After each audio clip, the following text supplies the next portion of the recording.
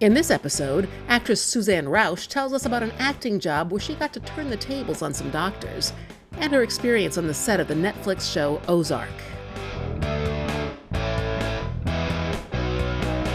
Hey there, I'm Maria. And I'm Stephanie, and we're your hosts for Creative Conversations with Generation Jones. A podcast where we interview real people of a certain age who have been living a life of creativity. Some do it for a living, and some do it because it fills their soul. But they all have great stories and pearls of wisdom to share. With us, so grab a cocktail or two and enjoy. Yep.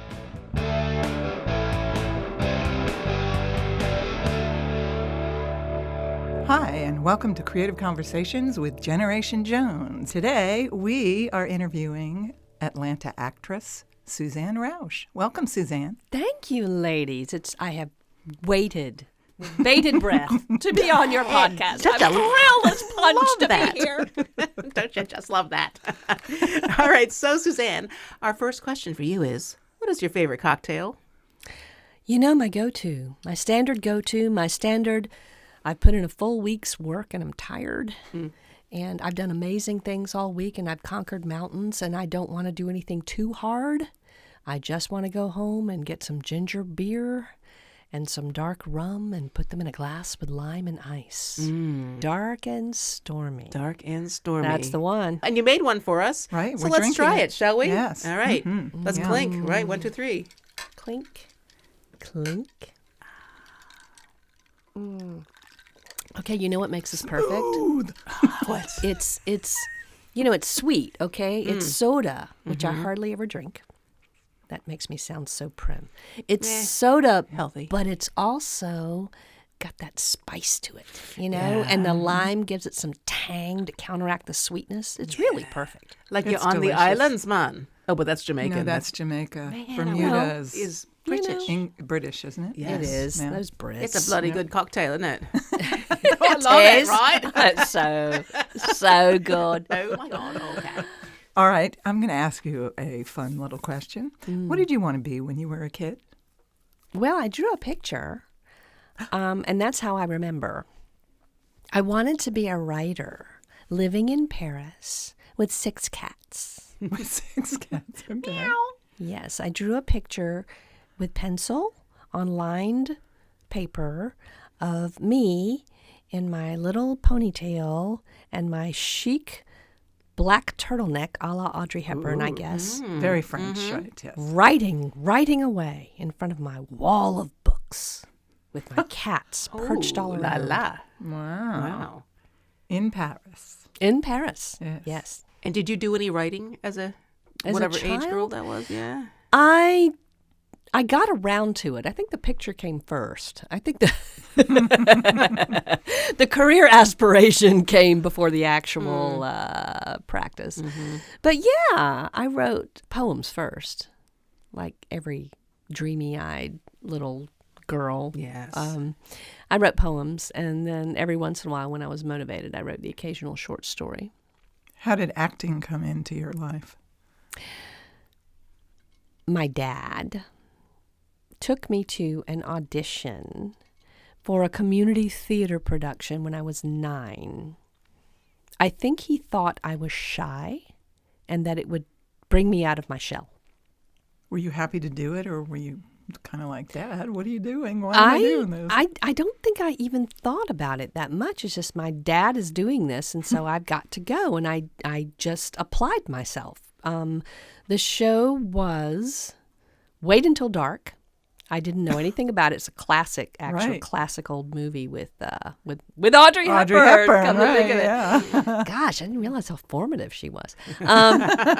Anyway, it sounded scary to me. I didn't know anything about the story. It sounded scary, like it was going to be scary, and I didn't know. It was scary. It was scary. Yeah. I didn't know what they would want me to do, so I went outside at my grandma's. She had a farm, lots of big open land with no houses Where around. was this? Valdosta, Georgia. All right. South Georgia. Okay. And I practiced screaming. I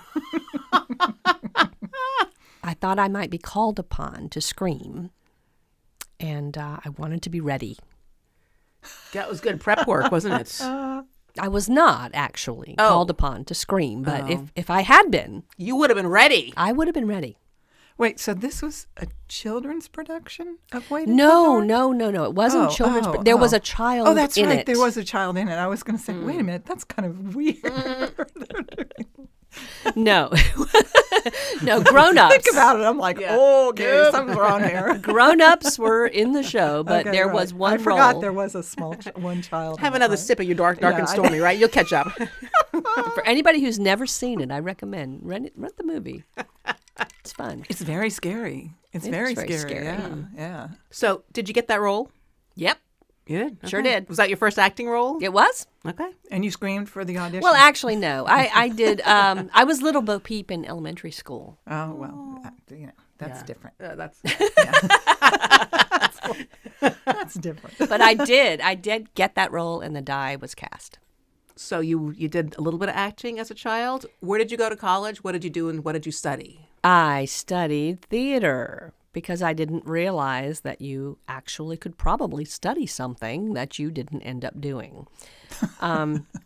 Later on, I discovered many wonderful actors in college who were actually majoring in real things. Yet they were actors too. They were actors Yeah. as well. I didn't realize as you well. could do more than one thing at once. Yeah. But I had the good fortune to go to, Georgia has a program for high school students called the Governor's Honors Program. Right. That's a course of study for kids who show a particular aptitude in one field or another, and they get to study all summer long with professionals. And I got to do this thing. And there I learned that the top 3 schools in the nation for theater were Northwestern, I want to say, was it Yale? Might have been Yale. And Florida State University, which seemed like the most realistic of the 3. And closest to home. Right. Closest to Right, home being from Georgia, for yeah. a little middle-class girl from South Georgia. So that's where you went. That's where I went. And so after college, what happened next? This was such a clear trajectory. I was pretty much told what to do every step of the way. In college, I found out about an acting internship at the Alliance Theater in Atlanta. So I trotted off to Atlanta, and that was where I spent almost the rest of my life up until this moment. And the Alliance Theater is a nationally known theater. It's Atlanta's largest theater. It is. So It it's is. Big, that's a big place to, A lot to of start. A Yeah, lot of Broadway yeah. shows are Right. premiered here. Right. So, yeah, it's a pretty prestigious theater. So after the intern program, did you have a career in theater? What did you do in theater after that, Suzanne? I did have a career in theater. I still do, depending on how you define that. You're one of Atlanta's longest working actresses. I mean, am. I've And you seen know- you on theater from way back when to now. You're still That- doing theater.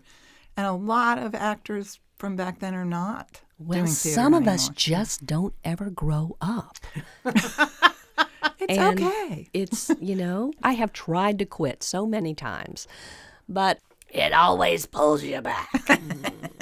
My strategy is to just keep doing it until everyone else dies.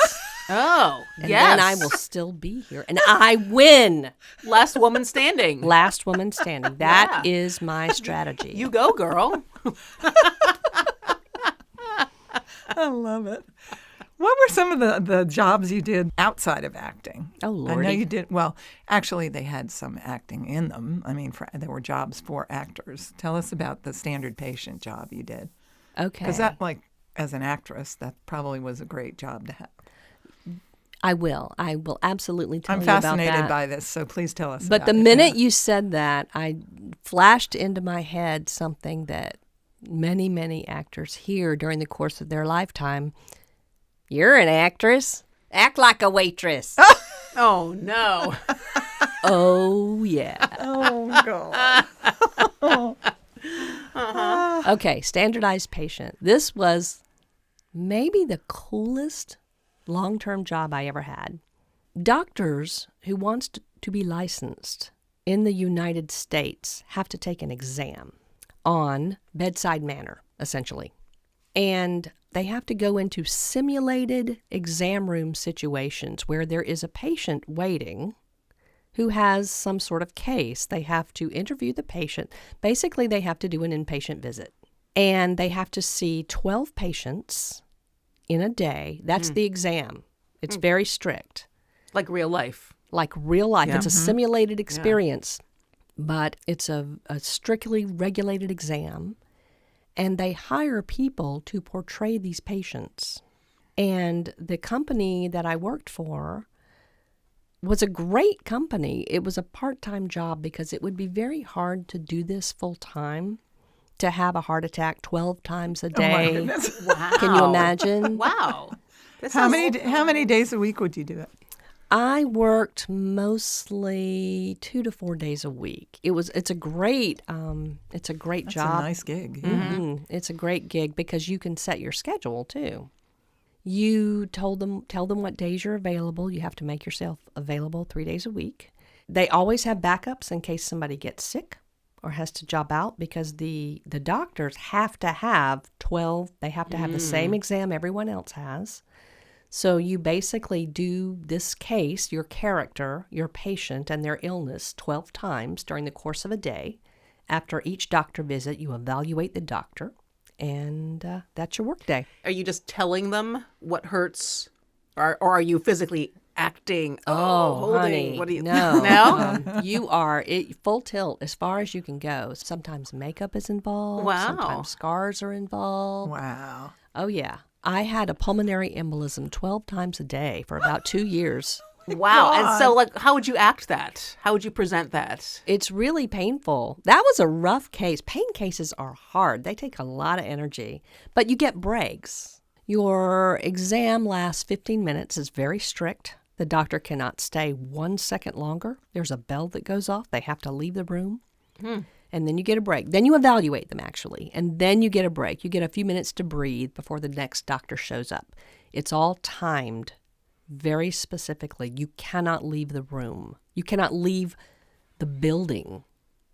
You have to stay there. And you're Did in they the room. tell you what to do? Like, this is what's going to... Yes, they you give have- you very specific, like... There's about a 4 to 5 week training period. Okay. Wow. On your Wow. case. Okay. Wow. Yeah, that's why you keep the same case for a long time. Yeah.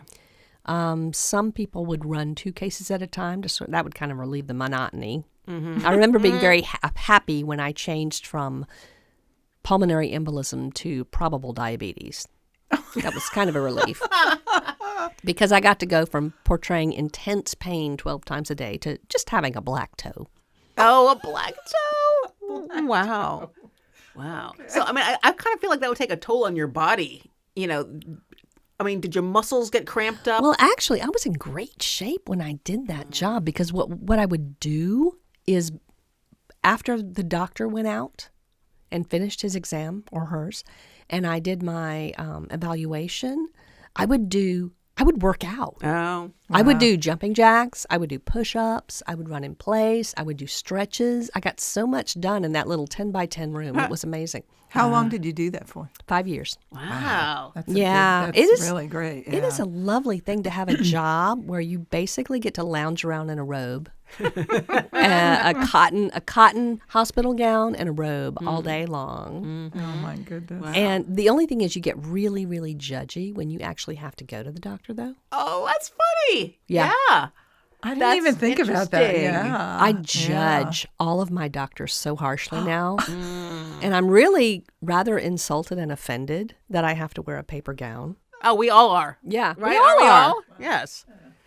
Better than sitting there naked. Right. I looked this up. This job still exists. Of course, it still exists. You know, and I actually looked I looked at one of the job sites online, and they are still looking for people to be standardized patients. So, Wow. hey, anybody looking It for is. a job? wants It to is do a that. part of training for any doc. I mean, it may surprise you based on how doctors act nowadays, but it is actually a part of training that all doctors have to go through. I've done it on a job-in kind of contractual basis for different universities around town.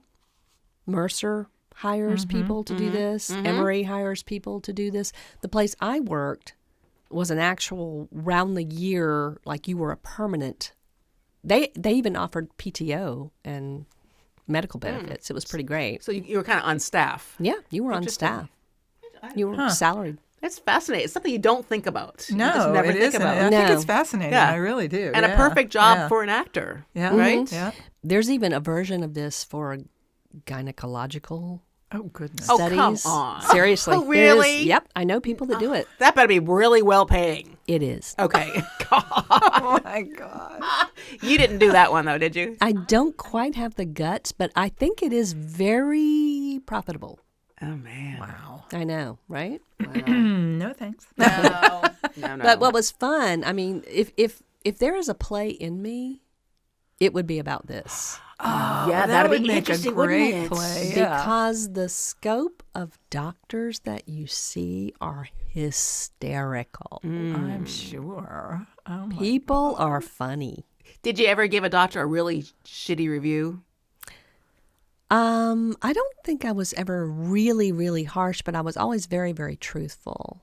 Well, you have to be. Yeah. Well, it's a very regimented evaluation process to try to take out any sort of personal feelings out of it. Basically, you were asked about 60 questions about things that the doctor may or may not have done, so that it would be very, you could be very objective in your evaluation. How interesting. I know. It's stuff you don't ever think about. I know. Well, let's pause and take a little break right now. Okay. All right? Have a little sip of our drink. Okay. Here we go. lovely. Another little clink. Let's do it. Clink. Cheers. This is very bubbly. Oh, it is. I know. I'm trying not to burp. So we're going to take a little break, and we'll be right back. Don't go away.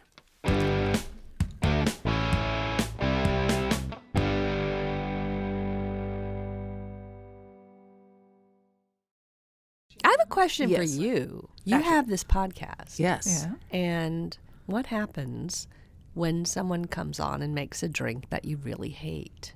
Oh, that'll never happen. Well, I didn't drink one. There was one drink I didn't drink. Really? Remember Emilio's? I don't, because I don't. Oh, the really Manhattan drink- bourbon. No, I don't drink bourbon. So he made me a lemon drop martini instead. So That was that's what kind we of did. him. Yes. True. So It was. He's a kind fellow. You know, we love him. It's true. That's a good question. Thank you for asking. For I will turning try the tables anything, and asking but us. you know. Yeah. So, getting back to jobs. Tell us about the copy machine demo at the trade shows. I thought that was very Yes. fun too. Yeah. Though that's That kind of was- fun. That was one of those acting jobs that you're not so enthusiastic about. This is going to date me. Carol Merrill. Yes. Yeah. Yes. Yeah. I was Carol Merrill for a bit. That is a job you can get if you are an actor. You can go to a trade show for copy machines and you can stand there wearing a uniform by your copy machine and say, "Hello, this is the FT4480. Would you like to see how it works?" Did they have you on a revolving floor? No. You can gesture toward it in a fluid and attractive way. Well, now, I might remind you, Carol Merrill made a living doing that. I don't think I could make a living doing that. Those salespeople are pretty freaking obnoxious. I mean, maybe not all salespeople, No, I but know. something It's about just so funny. It just copy makes me think machine. It makes me think of those old ads that you would see of the girls sitting on the car and that was on the revolving circle. Yep. Yeah. And they're like, and this is the beautiful new Chrysler. Yep. Blah, blah, blah. You know?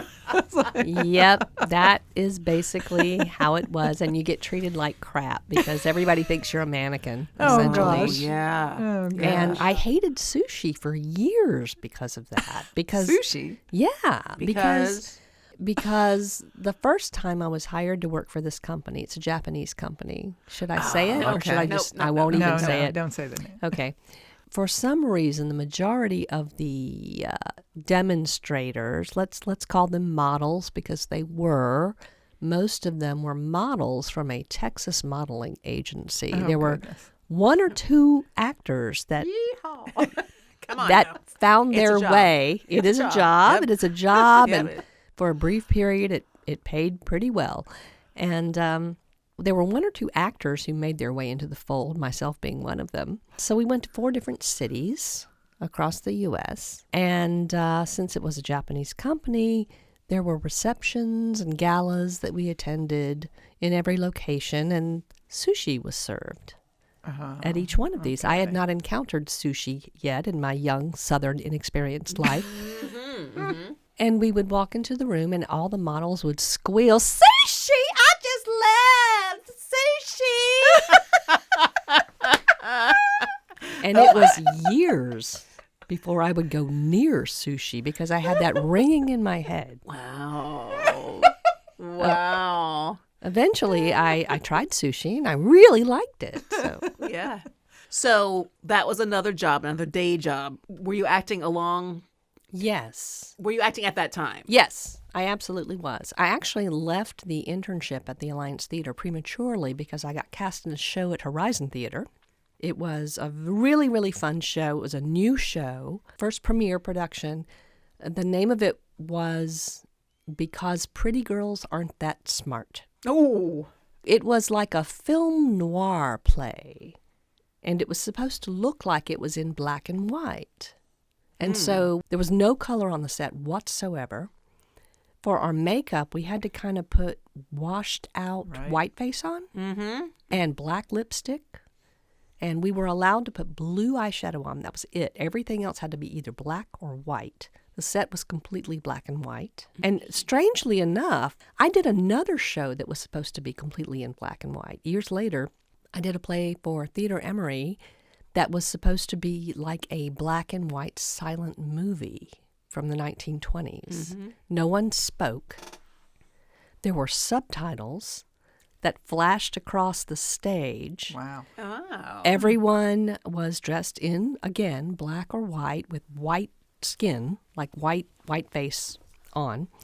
I actually had an evening gown with bare arms and a lot of neck showing, and so I had to use a lot of clown white. Yeah, a lot of makeup, yeah. And I knew how serious the director was when he was explaining the concept to us at the first rehearsal, and he said, "I realize there's nothing we can do about the dog's tongue." I mean, this dude was hardcore. It's like, okay, I cannot black or white the dog's tongue, but everything else. Okay. Wow. That's some serious directing. Cannot black and white The dog's tongue. Yeah, there was a dog in it. Yeah. A very well-behaved dog. And the dog was black and white. And white. Oh.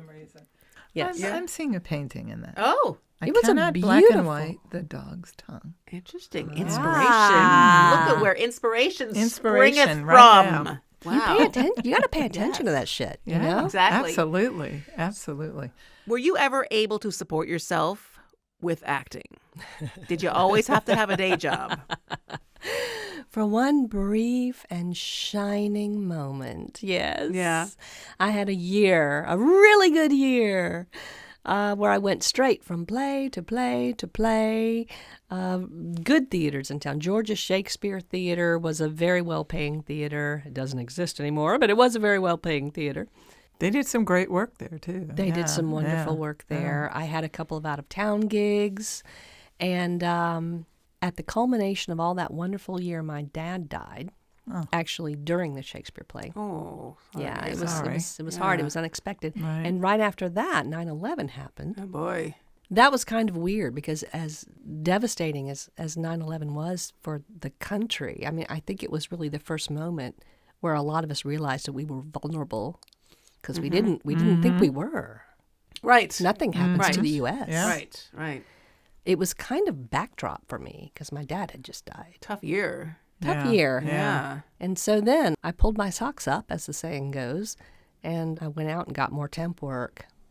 And my glorious, Yeah. shining year of Yeah. an actor was over. In all the years that you have been doing theater, give us a few tidbits of any funny stories of things that happened. I know things happen. They always do. Things always happen. Many good little stories to There's tell. always something. The Yes. magic of live theater. The live theater, when sure. things screw up, is too funny. Yep. The stories people tell. There's times when things screw up, and then there's times where you screw up things. It's true. One What'd of you them do? you can't What'd you do? help. Well, Suzanne, tell us. okay, all right. I had a particularly juvenile year of outdoor theater. I first did outdoor theater in my 30s. Most people get that shit out of their systems when they're like 19 Yeah. or 20. Yeah. Yeah. But I ended up doing it when I was 30, and so I thought, well, this will be fun. It'll be a nice little vacation. I'll be paid to act in the beautiful North Carolina mountains, and I can just take it easy and lay back for a while, and I'm old enough to know better. Sounds idyllic. Yeah, and it was, but I wasn't old enough to know better, apparently. Because the shenanigans, oh my God, the shenanigans. Because it was a rather simplistic script that had not been rewritten since the 1950s, one tended to get rather bored rather quickly doing this night after night after night. And so there were a number of games which were played in order to amuse ourselves. I was the Native American wife, Cherokee wife of the main character who martyrs himself for the good of his people on the Trail of Tears. And I die. Everybody's really sad because I'm really nice. I have an easy go of it because as an actor, because I only have a few scenes and then I die. So it's kind of light work. And I have a funeral scene where I have to lie there on a nice little bier, and the entire town walks forward and pays their respects in a single file line. And I tried to do something nice for them since I was dead and got to kick back and not do anything for the rest of the night. And they still had to work for 4 more scenes. Like sometimes I would bring treats. I brought jelly beans one night in my cup hands so that as they filed past and paid their respects, they could take a jelly bean. That's great. I know. And one night, my youngest son, I had 3 sons, my youngest son decided to bite me in the thigh as he filed past. What? Oh my God. I have no idea. There were a number of children in the production. It had like over 100 people in it. Did you flinch? I did not, because I am an actress. Right, she is an actress. Yes. I am a professional.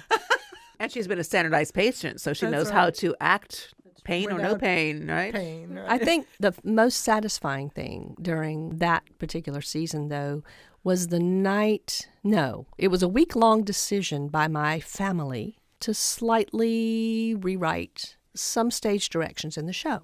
Uh-oh. Yeah, yeah. The Native Americans in the show are rightfully pissed because the white people were really shitty in this play and in history and did some pretty awful things. Yeah. And so the play is full of scenes ending with Native Americans rushing furiously at the white villains who are oppressing them. They're rushing so furiously and passionately and violently that they have to be restrained by other people. There's a lot of that going on in this show. Okay. And there's one scene in which I am in which my husband rushes furiously up to the white soldier who is behaving villainously and has to be restrained by myself and my young sons.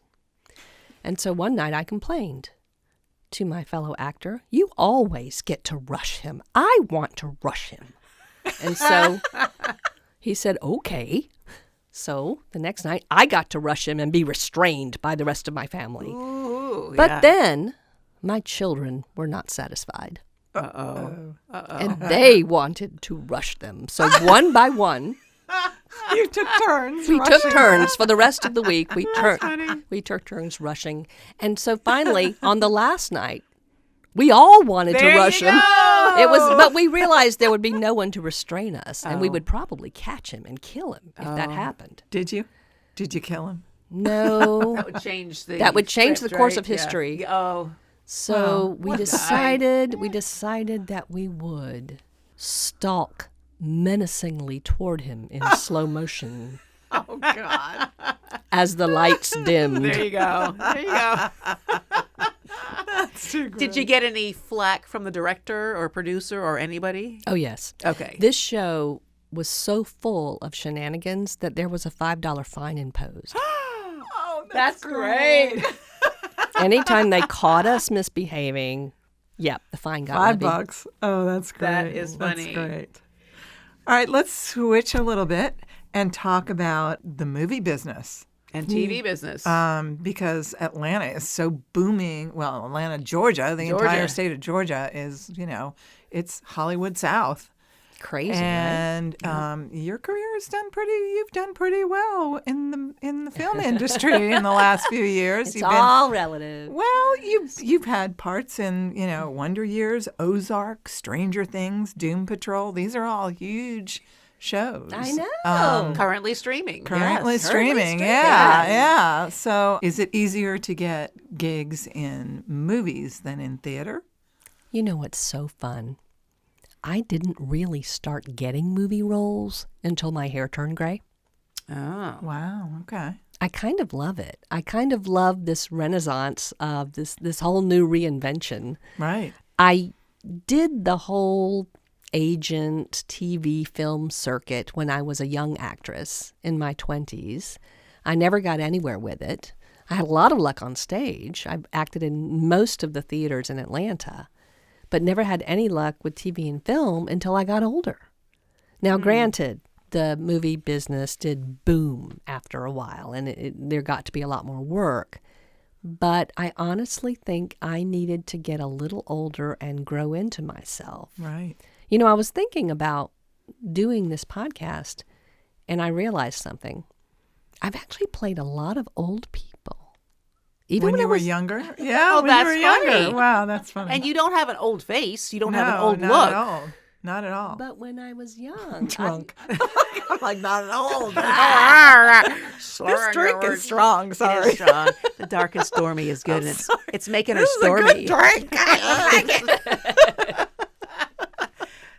Okay. So, Shut her up. right. Yeah, it's like, we're going to cut your mic right there, girl. if we're going to drink liquor, we're going to drink liquor, ladies. I guess so. And I am not cutting this out. I'm telling you right now, I'm leaving that in. Boy, snorted. Oh, my goodness. Uh-oh. So really, you were saying that you played a lot of older roles when you were younger, and now that I you're... played Yes. I played a lot of older roles when I was younger. And now that I'm finally getting older, I kind of get to be me. Yes. Are you still getting roles?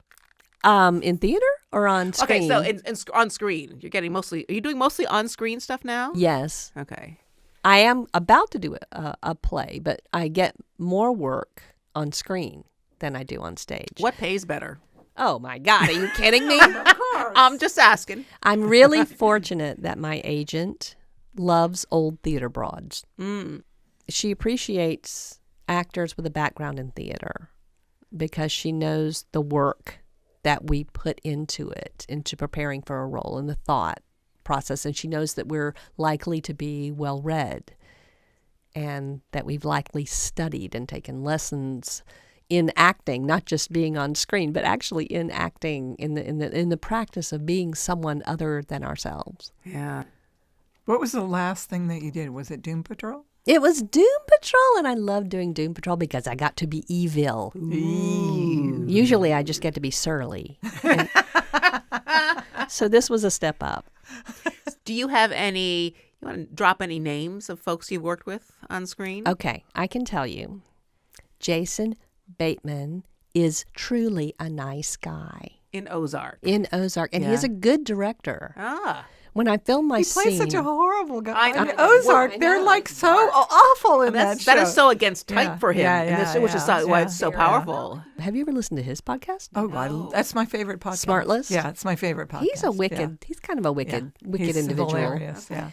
But the day that we filmed was one of those freakishly cold days.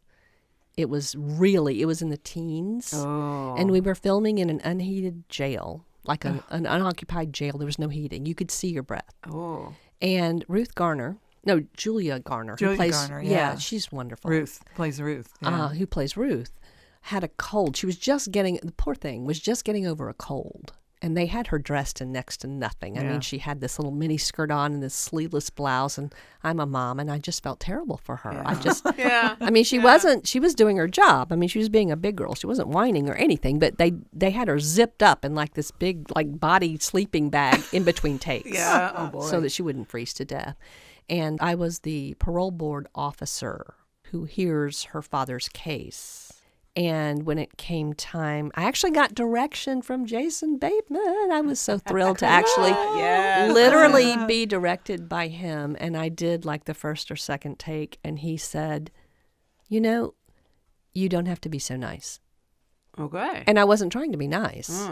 I was just trying to be that role. But I realized that my actual concern for Julia Garner must have been bleeding through, being cold and ill. Funny. Yeah. And it was perfect. I knew exactly what he meant when he said it, and I was able to correct it. And there we were. Interesting. Yeah. So you happy with the way your career has gone? Yeah, I'd always love to have more work. Everybody always would. But I think I am happy with the artist that I am becoming.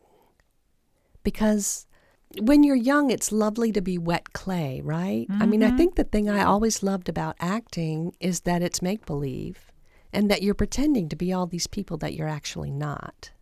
That's the thing that always fascinated me about it, is I have the opportunity to be a billion different people, and most people only get to be one.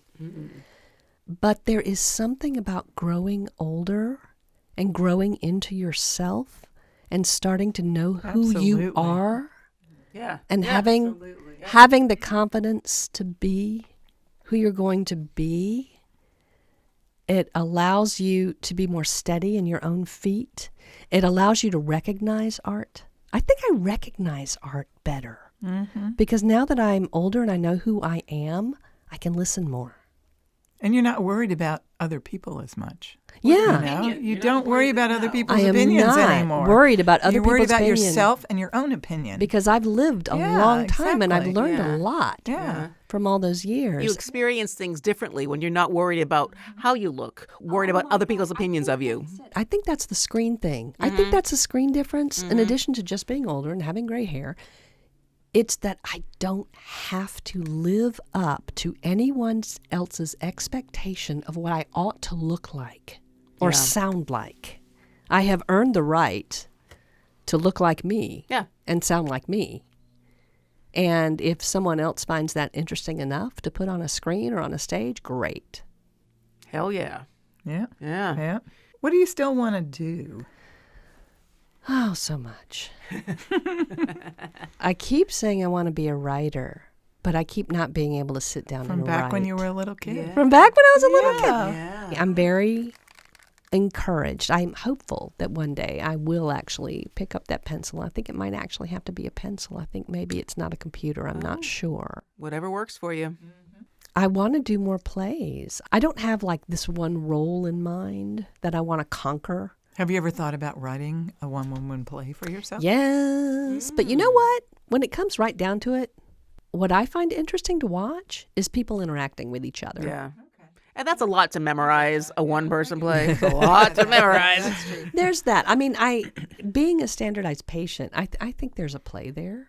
Oh, Yes. absolutely. I think- Absolutely. And it's not done yet. But it's got to have a No. plot. It's got to have a plot. Yeah. Things have to happen. I mean, there has to be action. There has to be a... Intrigue, betrayal, murder, conflict. all that stuff. All of it, yes. Murder? Oh, But it needs Conflict. at least 2 characters and maybe more. Yeah.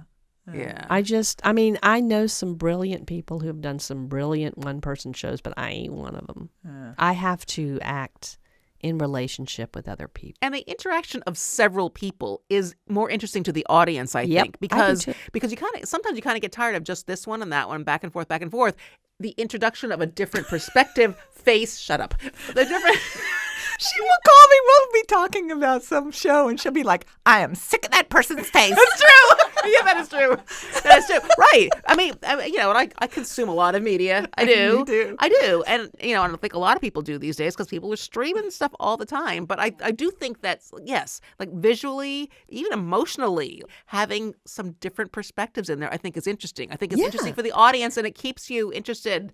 It just keeps you interested. Yeah, We need yeah, other people yeah. to push and pull Absolutely. against. Yes. We all want something. We're all trying to get what we want, and other people are either standing in our way or they're helping us get it. Yeah. And that is what the story is. True. And that is what we want to watch. True. Yes. Exactly. Yes. What advice do you have for young people who want to go into acting? Well, you should do it. Yeah. and how should they do it? Come on. Well, they need to actually do it. I know nobody wants to hear this, but yes, they do need to take classes. they do need to learn something about the craft. Mm-hmm. Because not only will they learn something about the craft, they will come in contact with other people Mm-hmm. Making contacts. who may help Contacts, them. Yes, Contacts. it's who you know and who you meet. And Yes. in many classes, there is some sort of performance situation which will put you in front of an audience. And you must work. Don't hold out waiting for that one great theater, that one great role. Work. Work wherever you can. Work as much as you can, because that is how people get to see you and know you. Very good advice. Well, Suzanne, Yes. thank you for talking to us. And now it's time for our little game show. Oh boy, I'm Yes, so scared. It's time for the game Yes, show. it is. What decade did these phrases or words come from? So we're going to give you a phrase or a word, and you tell us what decade you think it came from. It's 60s, 70s, 80s, 90s, or the 2000s. That's a bunch. Yeah. I mean, that's five. Yeah. 5 We're going to give you decades. three. We're going to give you 3 words, and then we're going to give you something that a word that a modern phrase that the kids use now, and see if you know what it means. We generally never know, We so don't, but, worry yeah, about it. it's a learning So it's just a game. You're not going to win anything Do anyway. I, so do I just get to play call it. a friend? No. All right. Okay, Okay, the first one, Jeepers Creepers. it's an easy one. Jeepers creepers, where'd you get those peepers? Yeah. Well, Oh, wait. Is the 50s in play? no, No. 60s, 60s. 70s. Got to be and- 60s. Yeah. Ding, ding, ding, ding. Correct. Very good. Ooh, 1 for 1. Good job. All right, next. Tubular. Tubular. I think it's the 80s.